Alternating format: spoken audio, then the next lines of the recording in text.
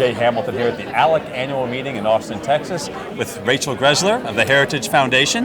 We're here in an ice cream social time and perfect time to chat about pension reform as everyone has ice cream around us. Give us a little lowdown on what's the status of pension reform. Lots of states are having fiscal difficulties over the bill they're having to pay for that. What do you see happening in some of the trends coming up? Yep, so this is one of the little known problems amongst residents of states is that they actually have these huge unfunded pension liabilities, and the bills haven't quite come due yet, but they're rising over time as the costs are expanding due to past legislatures' promises without funding those benefits. And so a number of states are wisely taking action to reform their pension system.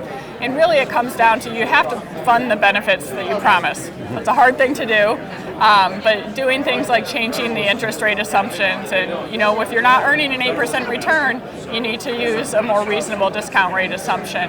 But these changes are difficult to implement because the benefits don't accrue until 10, 20, 30 years down the future because you have to protect the pensions you promised and not change benefits for workers who are near retirement.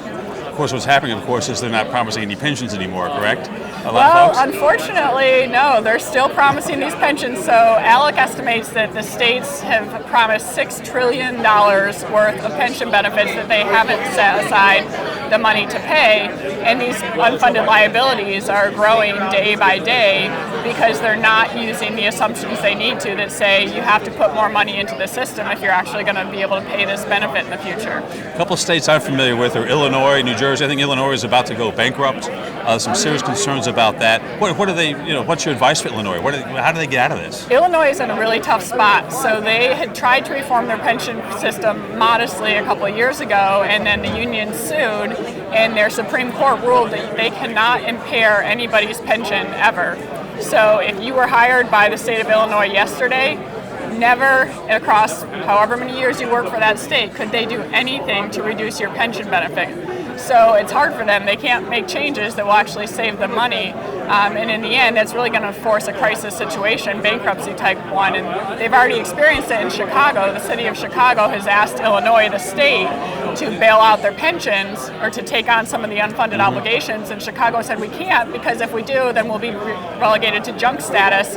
We won't be able to get any bonds of our own. So it's really a tough situation. They need to, the other states at least have the option of changing some of the provisions going forward that will save them money over time, but Illinois, I don't know what's going to happen there. So a lot of these high tax states, you just have to keep taxing? Well, that's a problem, but it's so large that you really can't. You start raising the taxes that much, and you're just going to drive everybody out of the state. Well, there's got to be some give here, doesn't there? What are you guys recommending? What are you and Jonathan Williams of ALEC see happening?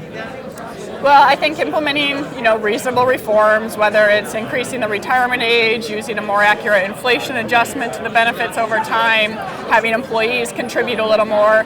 Really the best way to get out of this problem going forward is to shift workers into their own contributions that they own, the retirement accounts that they own, a defined contribution instead of a defined benefit pension. It's better for the state because they don't have these unfunded liabilities. They have to pay it the day that it's due. And it's better for workers because they don't have a promise that's actually only worth 40 cents on the dollar of what it is. So. Sounds like no matter what, there's pain ahead.